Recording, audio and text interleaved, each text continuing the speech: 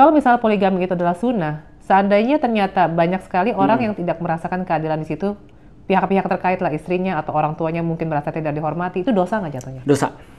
Nah, tuh. Berarti tadi ya, kita koreksi dulu, bukan sunnah tapi boleh ya. Poligami itu boleh. Iya. Tapi kalau ada yang tersakiti. sorry, poligami bukan sunnah. Bukan, boleh. Poligami mubah tadi istilahnya. Poligami itu. Nggak apa-apa, karena ada yang lain pasti berkata sunnah. Oke. Karena ada ulama lain berkata sunnah. Tapi aku pengen memposisikan mubah. Kecuali kalau kayak tadi istri nyuruh, jadinya sunnah, jadi ibadah kan. Nah, kalau misalnya dia dalam proses itu menyakiti atau tidak adil dalam melakukan, berarti kan dia melanggar Al-Quran sendiri kan. Kata Allah, kalau kalian poligami maka harus adil.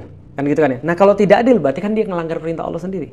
Contoh misalnya ya, aku pernah ketemu juga sih, ada kasus beberapa dia nikah misalnya, ya karena dia cenderungnya banget-bangetan, akhirnya mohon maaf keluarga ini nggak dinafkahi, keluarga ini anak-anaknya nggak dididik segala macam. Ini kan jadi mudorot. Nah itu yang aku kadang ngeri sih. Jadi gini, dalam potensi pahala yang besar terdapat potensi kemaksiatan yang sama besar.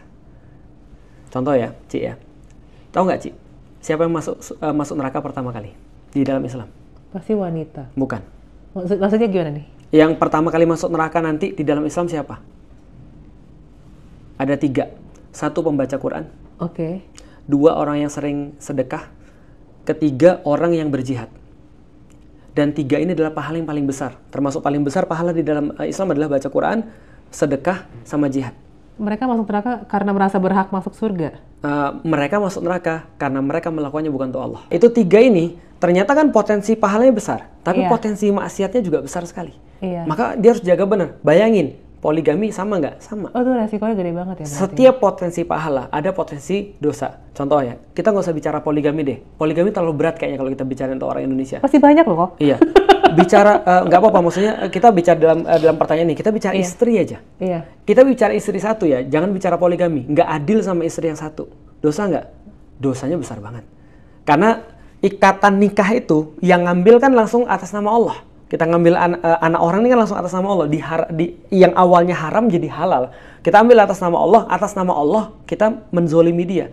Itu ngeri sekali. Makanya aku bilang pada semua perempuan-perempuan, hati-hati banget kalau nikah.